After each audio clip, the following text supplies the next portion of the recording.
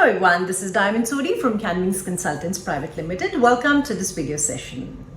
I know there are a lot of you there who are waiting with bated breaths. Some of you think that probably there's going to be some sort of a revision in the occupation list and my occupation is going to be removed from the list, therefore I will not be eligible to apply for skilled migration to Australia. On the other hand, there are those of you who think that probably the eligibility criteria will become so stringent that we will not be eligible for the migration anymore, and so on. So this is more of a demystifying session. Let me just walk you through what the 1st of July has in the offing for us. So first of all, I'd like to tell you that normally by this time, that is 5th to 6th of July, at least one or two states start with their nomination intakes. This time, however, no state in Australia has yet started with the nomination intake, that is 190 and 491 nomination. The simple reason being that all these states are currently waiting for the quota allocation by the Department of Home Affairs. So what usually happens is that first the number of places for a migration year decided. For example, for this year, 160,000 places have been decided. Now out of this, how many would be allocated to skilled migration, nominated visas and so on, and which state gets how much quota will determine the particular state's migration policy. So if the states are not inviting nomination applications at this time, that is just because they're waiting for the DHA to confirm the number of spaces they can issue to the applicants for nominations. Now, there is a possibility that with the quota being high this time, the overall quota being high this time,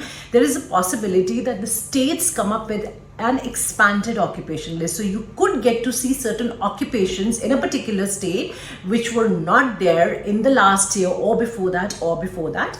And also what this can mean is that there could be a relaxation in the eligibility criteria. Now a lot of people are probably stuck with the notion that since the state of South Australia was earlier taking only applications from those who had 8 years of skilled work experience and proficient plus English. So this is going to be the standard criteria that is going to be carried forward.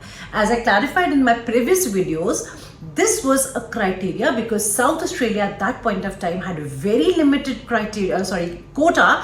Therefore, they wanted to cherry pick on the applications. Now with the quota being expanded and reset, the eligibility criteria is expected to come down considerably and the occupation list is also expected to expand. Now, I think I've already shared in one of my previous videos that the quota for 190 subclass for 21-22 was just 11,200 and that has gone up to 20,000, which is a huge leap. The quota for 491 visa in the year 21-22 was just 11,200 and this year 22-23 it is 25,000, which is more than double of what it was last time. So with the quota doubling up, it is a matter of common sense that the states will obviously relax their criteria and try to accommodate more people. Therefore, anybody who's probably having some sort of speculations or fears or apprehensions that, we'd like to start the process when we're sure that the criteria has been brought down and my occupation is available on the occupation list, state occupation list, I'm afraid that'll be too late. You do need to get started and it will be all before you very soon, hopefully in the month of July. I'd also like to tell you that for those of you who've already lodged the applications, be it for 489, 190 or 189, I understand there has been a huge backlog which the DHA is grappling with.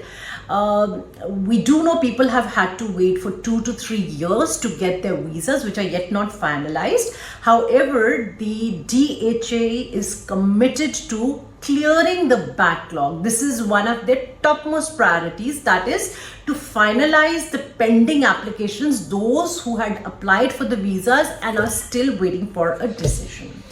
Now, another thing that has happened in July is the usual increase in the fee by 3%.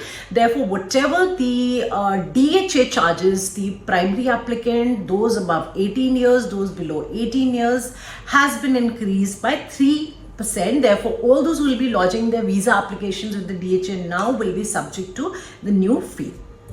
So this is it for now. I welcome any questions or queries from you. You can reach us on 7849878498, or you can email us on caanwings@gmail.com, CAANWINGS@gmail.com. Until next time, bye-bye and take care.